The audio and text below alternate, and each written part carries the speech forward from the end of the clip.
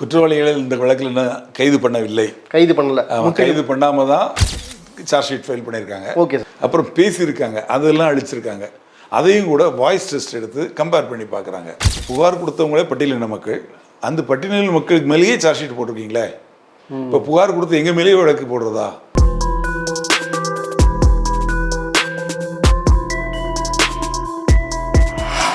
GeM TV நேர்களுக்கு வணக்கம். இன்றைய சிறப்பு நேர்களில் நம்மோடு இணைந்திருப்பது ஓய்வு பெற்ற காவல்துறை அதிகாரி திரு ராஜாராம் அவர்கள். வணக்கம் சார். வணக்கம். எப்படி இருக்கீங்க? நல்லா. கண்டிப்பாக சார். சரி, 2022ஆம் ஆண்டு நாட்டையே ஒரு உலுக்கிய சம்பவம்னா அதுவும் தமிழகத்தில் புதுக்கோட்டை மாவட்டத்தில் நடந்திருக்கு, வேங்கைவேலில். என்னன்னு பார்த்தீங்கன்னா, ஒரு பிற்படுத்தப்பட்ட ஒரு சமூகம் வாழ்கிற ஒரு கிராமத்தில் ஒரு மலத்தை கலந்துருக்காங்க அவங்களோட குடிக்கிற தண்ணியில். இது ரொம்ப ஒரு கேவலமான செயல் தான். தொடர்ச்சியாக இந்த 2-3 வருஷங்கள் விசாரணை போய்கிட்டு தான் இருந்திருக்கு. ஆனால் இப்போதைக்கு அது பூதாகரமாக வெடிச்சிருக்கு. இது என்ன சார் காரணம்? இப்போ வெடிக்கிறதுக்கு உண்டான காரணம்னா எப்படிலாம் அந்த குற்றவாளிகளை அரெஸ்ட் பண்ணியிருப்பாங்க? குற்றவாளிகள் இந்த வழக்கில் இன்னும் கைது பண்ணவில்லை. கைது பண்ணல. கைது பண்ணாமல் தான் சார்ஜ் ஷீட் ஃபைல் பண்ணியிருக்காங்க. Okay sir. இது வேங்கவேல் அப்படிங்கிறது ஒரு சின்ன கிராமம். அந்த கிராமத்தில் பட்டியலின மக்கள் மட்டும் வாழ்கிறாங்க. 2-3 தெரு தான் இருக்குது. அவங்களுக்குன்னு தனியாக ஒரு வாட்டர் டேங்க் இருக்குது. அந்த ஊரில் சேர்ந்த சிறு குழந்தைகள் அடிக்கடி ஜுரம், சளி, இருமல் அந்த மாதிரி ஒரு சூழ்நிலையில் பக்கத்தில் இருக்க ஆரம்ப சுகாதார நிலையத்தில் அட்மிட் ஆகிருக்காங்க. இப்போ இது மாதிரி குழந்தைகள் அதிகமாக பாதிக்கப்பட்டிருக்காங்க அப்படின்னா குடிக்கிற தண்ணீரில் எதுவும் பிரச்சனை இருக்குமோ அப்படிங்கிறதுக்காக அந்த ஊரை சேர்ந்த 3 இளைஞர்கள் என்ன பண்ணுறாங்க, மேல்நிலை தொட்டியில் போய் ஏறி பார்க்குறாங்க. பார்த்தா மலை உருண்டைகள் தண்ணியில் மிதந்துட்டுருக்கு. அதை அவங்க கொண்டு போன இதில் ஃபோட்டோ எடுக்கிறாங்க, வீடியோ எடுக்கிறாங்க. உடனே இந்த தகவலை தெரியப்படுத்துகிறாங்க. தண்ணி சப்ளை பண்ணாமல் கீழே லாக் பண்ணிடுறாங்க. உடனே லாக் பண்ணிவிட்டு அப்புறம் காவல்துறையில் கனகராஜுங்கிறவர் புகார் கொடுக்குறாரு. இது மாதிரி பட்டியலின மக்கள் வாழக்கூடிய ஒரு பகுதியில் அவங்களுக்கு எதிராக அவங்க பாதிக்கப்படணுங்கிற நோக்கத்தில் யாரோ இது மாதிரி மலை உருண்டைகளை கலந்துருக்காங்க, இதனால் குழந்தைகளும் பாதிக்கப்பட்டு இது மாதிரி ஹாஸ்பிட்டலில் அட்மிட் ஆகிருக்காங்க, நடவடிக்கை எடுக்கணும் அப்படின்னு சொல்லிட்டு இந்த வெள்ளானூர் போலீஸ் ஸ்டேஷனில் கம்ப்ளைண்ட் கொடுக்குறாங்க. அவங்களும் வழக்கு பதிவு பண்ணுறாங்க. அதை SC/ST ஆக்ட் அது போக ஐபிசியில் உள்ள 2 செக்ஷனில் வன்கொடுமை சட்டத்தில் அதில் வழக்கு பதிவு செஞ்சு விசாரணை பண்ணுறாங்க. அங்கே இருக்க சாட்சிகள், அந்த ஊரில் இருந்தவங்க எல்லாரையும் காவல்துறை விசாரிக்கிறாங்க. இதுக்கிடையில் இது நீங்கள் சொன்ன மாதிரி தமிழ்நாடு தாண்டி இந்தியா லெவலில் பெரிய அளவுக்கு ஒரு அட்ராக்ஷன் ஆகி போச்சு. இந்த மாதிரி பட்டியலின மக்களுக்கு இது மாதிரி ஒரு கொடுமை நடந்திருக்கு அப்படின்னோடனே இஷ்யூ பெருசாகிட்டே இருக்கனால என்ன பண்ணுறாங்க, சிபிசிஐடிக்கு மாற்ற சொல்லி டிஜிபி ஆர்டர் போடுறாங்க. Okay sir. அப்புறம் சிபிசிஐடி என்கொயரி பண்ணுறாங்க. சிபிசிஐடி எப்படின்னா ஃபோக்கஸ்டாக விசாரிப்பாங்க. ரெண்டுக்கு என்ன வித்தியாசம் அப்படின்னா, லோக்கல் போலீஸுக்கு இன்றைக்கி ஒரு கேஸ் வந்திருக்குன்னா அந்த கேஸை விசாரிச்சுட்டு இருக்கையில் திடீர்னு ஒரு விஐபி பந்தோஸ்தோ அடுத்தல இன்னொரு வழக்கு வந்தால் அதை நோக்கியும் போக ஆரம்பிப்பாங்க. அப்போ இதில் உள்ள கான்சன்ட்ரேஷன் கம்மியாகும், அந்த ஃபோக்கஸ் கம்மியாகும். சிபிசிஐடியில் அப்படி கிடையாது. ஒரு டீம் அப்படின்னு போட்டாங்கன்னா ஒரு டிஎஸ்பி தலைமையில் 2 இன்ஸ்பெக்டரு, 4 SI, 10 கான்ஸ்டபிள்னா அவங்க இதை மட்டும்தான் பார்ப்பாங்க, வேறு எதையும் பார்க்க மாட்டாங்க. அவங்க இது விஷயமா விசாரணைக்கு வேறு ஸ்டேட்டுக்கு மற்ற இடத்துக்கு கூட அவங்க போவாங்க. அவங்களுக்கு எல்லா ரைட்ஸுமே இருக்குது. ரைட்ஸ் இருக்குது மட்டும் இல்லை, அவங்க அதை மட்டுமே பார்ப்பாங்க. அந்த மாதிரி ஒரு சூழ்நிலை. அதனால் அங்கே அனுப்பிச்சதுக்கப்புறம் அவங்க அந்த கேஸை கம்ப்ளீட்டாக டீட்டெயிலாக விசாரிக்கிறாங்க. அந்த ஊரில் இருக்கக்கூடிய 197 ஃபோன் எல்லாத்தையும் எடுத்து கொண்டு அந்த ஃபோனில் உள்ள தரவுகள் எல்லாம் பார்க்குறாங்க. சில தரவுகள் அழிக்கப்பட்டிருக்கு. அழிக்கப்பட்ட தரவுகளையும் திருப்பி கொண்டு இப்போ லேட்டஸ்ட்டு மெத்தடில், சயின்டிஃபிக் மெத்தடில் அதெல்லாம் கொண்டு என்ன இருந்திருக்கு அப்படின்னு பார்க்குறாங்க. அப்புறம் பேசியிருக்காங்க, அதெல்லாம் அழிச்சிருக்காங்க. அதையும் கூட வாய்ஸ் டெஸ்ட் எடுத்து கம்பேர் பண்ணி பார்க்குறாங்க. 397 சாட்சிகளை விசாரித்து அவங்க வாக்குமூலத்தை பதிவு பண்ணுறாங்க. அப்புறம் அந்த டாக்டர்லாம் போய் விசாரிக்கிறாங்க. இது போக டிஎன்ஏ டெஸ்ட், அந்த எடுக்கப்பட்ட மலம் இருக்குது இல்லையா, அது யாரோட மலம் அப்படிங்கிறதுக்காக அந்த ஊரில் ஒரு 31 பேரோட டிஎன்ஏ, சந்தேகப்படக்கூடிய நபர்களோட டிஎன்ஏ டெஸ்ட் எடுக்கிறாங்க. அதுக்குள்ள ரிசல்ட். இப்போ இதெல்லாம் ஒரு லாங் ப்ராசஸ். ஒரு 87 டவர் இருக்குது அந்த ஏரியாவில். அந்த டவரில் லட்சக்கணக்கான ஃபோன் கால் போயிருக்கு. அதை எல்லாத்தையும் வெரிஃபை பண்ணுறாங்க. யார் கூட பேசியிருக்காங்க எல்லாத்தையுமே வெரிஃபை பண்ணி அவங்க ஒரு முடிவுக்கு வராங்க. இந்த சமயத்தில் ஒருத்தர் ஹைகோர்ட்டில் ஒரு கேஸ் போடுறாரு. இந்த வழக்கு கிட்டத்தட்ட 2 ஆண்டுகளாச்சு, இது வரைக்கும் எந்த நடவடிக்கை எடுக்கலை அப்படின்னு சொல்லிட்டு அந்த கேஸ் போடுறாரு. அந்த கேஸ் 24ஆம் தேதி நினைக்கிறேன், 24/12/2024 ஹைகோர்ட்டில் வருது. அப்போது கேட்குறாங்க, நீங்கள் சிபிசிஐடியை கூப்பிட்டு கேட்குறாங்க உங்கள் பதில் என்ன அப்படின்னு. அப்போது தான் சொல்கிறாங்க, நாங்கள் 21ஆம் தேதியே இந்த வன்கொடுமை நீதிமன்றம் அங்கே இருக்குது, எங்கே புதுக்கோட்டை. புதுக்கோட்டை. அதில் வந்து நாங்கள் குற்றப்பத்திரிக்கை தாக்கல் பண்ணிட்டோம் அப்படிங்கிறாங்க. இருந்தாலும் வெரிஃபை பண்ணுங்க அப்படிங்கிறாங்க. இந்த ரிட்டு போட்டு அதுக்கு கேஸ் போட்டார் இல்லையா, ஆமாம் அவரை வெரிஃபை பண்ணுங்க அப்படிங்கிறாங்க. அவங்களும் வெரிஃபை பண்ணிட்டு அவன் ஃபைல் பண்ணியிருக்காங்க அப்படிங்கிறாங்க. அதுக்கப்புறம் தான் இது வெளியுலகுக்கு தெரியுது. அதில் 3 பேரை வந்து அந்த சார்ஜ் ஷீட்டில் அவங்க காட்டியிருக்காங்க. அவங்க சிபிசிஐலேருந்து ஒரு பத்திரிகை செய்தி குறிப்பு ஒன்று வெளியிடுறாங்க. அதில் என்ன சொல்கிறாங்க அப்படின்னா 2/10/2022, அதாவது காந்தி ஜெயந்தி அன்னைக்கு 22ஆம் வருஷத்தில் அந்த கிராம சபை கூட்டம் நடக்குது. அந்த கிராம சபை கூட்டத்தில் ஜீவானந்தம் அப்படிங்கிறவர் வந்து ஒரு கேள்வி எழுப்புறாரு. இந்த ஊரில் இருக்கக்கூடிய இந்த மேல்நிலை தொட்டி இருக்கு இல்லையா, அந்த பம்ப் ஆப்ரேட்டர், அவர் சண்முகங்கிறவரை வேலையை விட்டு நிறுத்திட்டாங்க அப்படிங்கிறத ஒரு கேள்வியை கேட்குறாரு. இப்போ அந்த பஞ்சாயத்து தலைவர் பத்மாங்கிறவங்க லேடி, அவங்க வீட்டுக்காரர் ஜனார்த்தனம்னு நினைக்கிற பேர், அவர் வந்து இவரை வந்து மட்டம் தட்டி பேசுகிறாரு. இது வந்து அந்த எல்லாரும் கூடியிருக்கிறப்போ அவருக்கு வந்து ஒரு அவமானமாயிருது. ஆமாம், அவரோட மகன் தான் இந்த முரளி ராஜா அப்படின்னு சொல்லப்பட ஆயுதப்படை காவலர். அந்த ஆயுதப்படை காவலர் தன்னோட அப்பாவை எல்லார் மேலேயும் அசிங்கப்படுத்திட்டாங்க, இவங்கள பழி வாங்கணும் அப்படிங்கிறதுக்காக அவரோட நண்பர்கள் சுதர்சனம், முத்துகிருஷ்ணன், அந்த 2 பேரையும் கூட வச்சுக்கிட்டு இவர் தான் இந்த விஷயத்தை இவங்க எடுத்துகிட்டு போய் அங்கே போய் உள்ளே போட்டிருக்காரு அப்படிங்கிறத சிபிசிஐடி கண்டுபிடிச்சதாகவும் அவங்க பேரில் குற்றப்பத்திரிக்கை தாக்கல் பண்ணியிருக்கதாகவும் பத்திரிகை செய்தி குறிப்பு சொல்லியிருக்காங்க.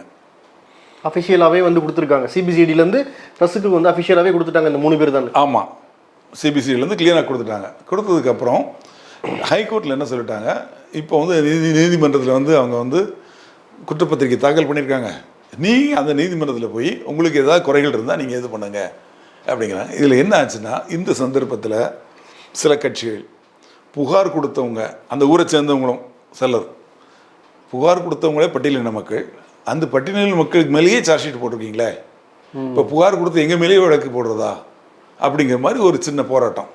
சின்ன போராட்டம் இல்லை, பெரிய லெவலில் உண்ணாவிரதம். ஆமாம், உண்ணாவிரதம் போராட்டம் இதே மாதிரி நீதிமன்றத்துலையும் கேட்குறாங்க. அவங்க நீதிமன்றத்தில் சொல்கிறாங்க, நீங்கள் போய் கீழமை நீதிமன்றத்தில் எங்கே சார்ஜ் ஷீட் இருக்கோ அங்கே போய் இந்த சார்ஜ் ஷீட் எடுக்கக்கூடாதுன்னு பெட்டிஷன் கொடுங்க, உங்களோட குறைகளை சொல்லுங்கள் அப்படின்னு சொல்கிறாங்க. அதன்படி இவங்க போய் அங்கே நீதிமன்றத்தில் கொண்டு கொடுக்குறாங்க. இதில் என்னென்னா, அந்த சார்ஜ் ஷீட்டில் அந்த எஸ்சி எஸ்டி அட்ராசிட்டிஸ் ஆக்ட் இருக்குல்ல, ஆமாம் சார், அதை வந்து ரிமூவ் பண்ணிடுறாங்க. ஏன்னா பாதிக்கப்பட்டவங்க சொல்லப்படுறவங்க பட்டியலின மக்கள், அக்யூஸ்டாக சொல்லப்படுறவங்களும் அதே மக்கள். அப்படின்னா அந்த ஆக்ட் வந்து அட்ராக்ட் ஆகாது, செல்லாது. ஆமாம், அதில் இந்த இடத்துல வந்து செல்லுபடி ஆகாது. அதனால் அதை நீக்கிடுறாங்க. அப்போ அந்த நீதிமன்றத்தில் இவங்க பெட்டிஷன் ஃபைல் பண்ணி இது மாதிரி நீதிமன்றத்தில் நீங்கள் எடுக்கக்கூடாது, இதை வந்து கோர்ட்டு சிசி நம்பர்னு சொல்லுவாங்க, court calendar number, okay sir, அது கொடுக்கக்கூடாது அப்படின்னு சொல்கிறாங்க. உடனே நீதிமன்றத்தில் வந்து இவங்களை கேட்குறாங்க, சிபிசிஐடி. அவங்க சொல்கிறாங்க, இல்லை நாங்கள் ப்ராப்பராக தான் விசாரிச்சிருக்கோம். இதை மாதிரி அவங்களுக்கு இன்னொன்று சொல்கிறாங்க, புகார் கொடுத்த கனகராஜை இவங்க விசாரிக்கலை அப்படின்னு. அப்போ இவங்க சொல்கிறாங்க, கனகராஜை நாங்கள் விசாரணைக்கு வர சொல்லி சமன் கொடுத்தோம், அவர் வரமாட்டேனே எழுதி கொடுத்துட்டாரு, அதையும் கோர்ட்டில் தாக்கல் பண்ணியிருக்கோம் அப்படின்னு சொல்கிறாங்க. அதுக்கப்புறம் நீதிமன்றம் என்ன பண்ணிடுது, அந்த அந்த சார்ஜ் ஷீட்டை நம்பர் ஆக்கிடுது, சிசி நம்பர் கொடுத்து கோர்ட்டு விசாரணைக்கு எடுத்துக்குது. எடுத்த அப்புறம் அவங்க அந்த வழக்கை விசாரிக்க முடியாது. ஏன்னா அந்த நீதிமன்றம் வந்து ஒன்லி எஸ்சி எஸ்டி அட்ராசிட்டிஸ் ஆக்டிஸ் அந்த வழக்குகளை மட்டும்தான் விசாரிக்கிறதுக்கு உருவாக்கப்பட்ட நீதிமன்றம் அந்த நீதிமன்றம். அதனால அவங்க என்ன பண்ணுறாங்க, ஆர்டினரி கேசஸ், ஏன்னா அந்த செக்ஷன் இல்லையே, மேட் அவுட் ஆகலையே, அதனால அந்த நீதிமன்றத்துக்கு இந்த வழக்கை மாற்றிடுறாங்க.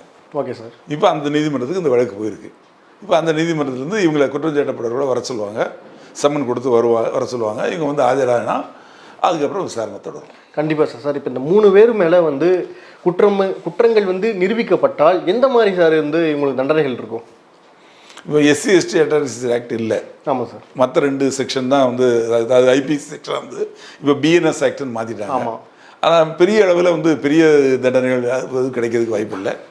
தவறான, அதாவது பொய்யான மெட்டீரியல்ஸை உருவாக்கி ஒரு குற்றச்சாட்டை உருவாக்கி ஒரு போலியான புகாரை கொடுத்து ஒரு சூழ்நிலையை உருவாக்குனா அந்த மாதிரி தான் போகுமே தவிர இதுக்கு பெருசாக இல்லை, ஒரு 10 வருஷம் வரைக்கும் தண்டனை கொடுக்கலாம்.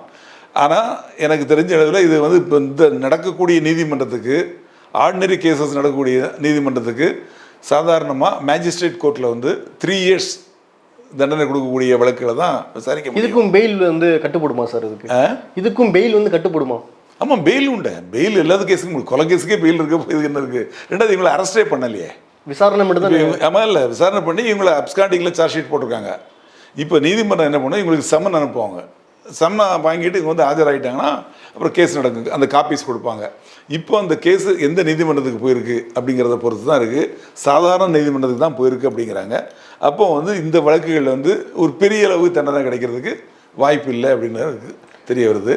ரெண்டாவது, இந்த சார்ஜ் ஷீட்டில் இவங்க சொல்லியிருக்குது நேரடியாக பார்த்த சாட்சிகள் யாரும் கிடையாது.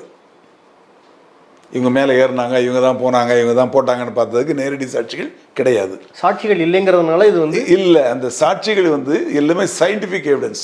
Okay sir. இவரோட ஃபோன், இப்போ என் ஃபோன்லேருந்து உங்கள் ஃபோனுக்கு பேசியிருக்கு. அப்போ நான் தான் பேசுகிறேன், பேசின வாய்ஸ், என் வாய்ஸையும் டெஸ்ட் எடுத்து அனுப்பிச்சிருக்காங்க, உங்கள் வாய்ஸையும் டெஸ்ட் எடுத்து அனுப்பிச்சிருக்காங்க. அப்புறம் ஃபோட்டோஸ் அனுப்பிச்சது, இந்த மாதிரி எல்லா விஷயங்களுமே சயின்டிஃபிக்கலாக தான் ப்ரூவ் பண்ணியிருக்காங்க. ப்ரூவ் பண்ணல, சயின்டிஃபிக்கலாக இங்கே வந்து அந்த லிங்கை கண்டுபிடிச்சிருக்காங்க. சரி, எந்த ஒரு கேஸுக்காக இருந்தாலும் இப்போ ஒரு இந்த கேஸுன்னு மட்டும் இல்லை, இப்போ எந்த ஒரு கேஸுக்காக இருந்தாலும் சயின்டிஃபிக் ஆதாரங்களை எடுத்துக்குவாங்களா ஒரு நீதிமன்றம்? இதுக்கு முன்னாடி ஐபிசி செக்ஷன்ஸ் இருக்கிற வரைக்கும் இதை வந்து டிஜிட்டல் எவிடன்ஸ்னு சொல்லுவாங்க. இந்த டிஜிட்டல் எவிடன்ஸ் வந்து ஓரளவுக்கு தான் எடுத்துக்குவாங்க, ஃபுல்லாக எடுத்துக்க மாட்டாங்க. ஆனால் இப்போ அந்த ஐபிசி வந்து பிஎன்எஸ் அப்படின்னு மாற்றினாங்கல்ல, குற்ற நடைமுறை சட்டங்களில் மாற்றினாங்கல்ல, பிஎன்எஸ்எஸ் அப்படின்னு சொல்லி திருத்தங்கள் பண்ணாங்க. அந்த மாற்றங்களின்படி இந்த டிஜிட்டல் எவிடன்ஸ் வந்து எடுத்துக்கொள்ளலாம் அப்படின்னு அந்த மாற்றம் இருக்குது. இதில் வந்துருக்குது எல்லாமே டிஜிட்டல் எவிடன்ஸ் தான். அதனால் இந்த கேஸை எடுத்துக்குவாங்க. வழக்கு நடக்கும், நீதிமன்றம் பார்த்து தவறு இருந்தால் தண்டனை கொடுக்கும். சார், யாரோ இந்த ஒரு மூன்று நபர்கள்னு நம்ம குறிப்பிட்டு நம்ம சொல்ல முடியாது. ஒரு பொது நம்ம சொல்லல, இல்ல அவங்க சிபிசிஐடி சொல்லியிருக்காங்க. அதான் சார் நானும் சொல்ல வரேன். யாரோ ஒருத்தவங்க 3 பேர்னு ஊர்ஜிதமாக சொல்லியிருக்காங்க விசாரணையில். ஆனால் இந்த யாரோ ஒருத்தவங்க இந்த மாதிரி தப்பு பண்ணதுக்கு ஒரு ஊரவே வந்து 144ல் வச்சிருக்காங்களே சார், இதை பற்றி உங்களோட கருத்துக்கள்? புரியல. இல்லை சார், யாரோ ஒருத்தவங்களோட காழ்ப்புணர்ச்சிக்காக இத்தனை பேர் மக்கள் வந்து பாதிக்கப்படுறாங்கல்ல, இதை நீங்கள் எப்படி பார்க்குறீங்க? அப்படி தான் அந்த குற்றப்பத்திரிகையில் சொல்லப்பட்டது. அதாவது தன்னோட தகப்பனாரை அவமானப்படுத்தியதற்கு பழிவாங்கும் விதமாக திட்டமிட்டு இந்த செயலை செய்திருக்கிறார்கள் அப்படின்னு தான் அந்த சார்ஜ் ஷீட்டில் சொல்லப்பட்டிருக்கு அப்படின்னு அங்கே பத்திரிகை செய்தி குறிப்பில் சொல்லியிருக்காங்க. அதனால் வந்து ஒரு தனிப்பட்ட நபர் செய்ததுக்காக அந்த ஊரே, அந்த பொதுமக்களே பாதிக்கப்பட்டதும் இல்லை, இப்போ தமிழ்நாடே மொத்தமாக ஒரு கொந்தளிப்பான ஒரு சூழ்நிலை ஆயிடுச்சு இல்லையா, நாடே ஆகி போயிடுச்சு இல்லையா. அதனால் வந்து விசாரணையில், காவல்துறை விசாரணையில் இது மாதிரி தான் வந்திருக்கு. ரெண்டாவது, நீதிமன்றங்களும் இதை தான் சொல்லியிருக்காங்க. அவங்க வந்து சயின்டிஃபிக் எவிடன்ஸாக சொல்லியிருக்காங்க. அதனால் நீங்கள் கோர்ட்டில் போய் பார்த்துங்க, கீழ்கோர்ட்டில் எந்த கோர்ட்டில் ட்ரையல் நடக்குதோ அங்கே போய் உங்கள் வாதங்களை தெரிவித்து நீங்கள் இது பண்ணிங்க, நீதி தேடிக்கிங்க அப்படின்னு சொல்லுங்கள். கண்டிப்பாக சார். சார், இப்போ வேங்கவயல் மட்டும் இல்லாமல் இன்றைக்கி தமிழகத்திலேயும் இன்றைக்கி கூட இந்த வருஷம் என்ன வருஷம் 2025, இந்த வருஷம் முதற்கொண்டு கூட வேங்கவயல் மாதிரியான ஒரு ஊர்களில் வந்து அடக்குமுறைகள்லாம் இருக்குல்ல, இதை பற்றி உங்களோட கருத்துக்கள் என்ன? இன்னமும் நம்ம வந்து டெய்லி ஒவ்வொரு நியூஸ் பேப்பர்லேயும் வந்து கொட்டாங்குச்சியில் வந்து காஃபி கொடுத்தாங்க, இந்த மாதிரி வந்து மலத்தை வந்து கலந்துட்டாங்க, அந்த மாதிரி எல்லாம் சொல்கிறாங்களா சார், அதை பற்றி உங்களோட கருத்துக்கள்? அதாவது இந்தியா சுதந்திரம் அடைஞ்சு இத்தனை ஆண்டுகள் ஆச்சு, மக்கள் வந்து இங்கேயோ முன்னேறி எவ்வளவோ தூரத்துக்கு போயிட்டாங்க, அட்வான்ஸாக போயிட்டாங்க. இந்த ஜாதி மதம் இந்த பேரால் வந்து ஒரு மனிதனை இழிந்தவனாக நினைக்கிறதே தவறு, அது மாதிரி செயல்படுறது அதை விட பெரிய தவறு. இது மாபெரும் குற்றம். மனிதன் எல்லாருமே ஒன்று தான், எல்லார் உடம்புலேயும் ரத்தம் தான் ஓடுது. அதனால் வந்து மனிதனை வந்து இது மாதிரி தவறான பார்வையோடு பார்க்கக்கூடாது, அந்த பார்க்கக்கூடிய நோக்கம் இருக்கக்கூடாது. அப்படி பார்க்க போடக்கூடியவங்களுக்கு கடுமையான தண்டனை கிடைக்க வேண்டும். அதுக்குள்ள நடவடிக்கைகளை அரசாங்கமும் காவல்துறையும் எடுக்க வேண்டும். ஓகே சார், மிக்க நன்றி சார்.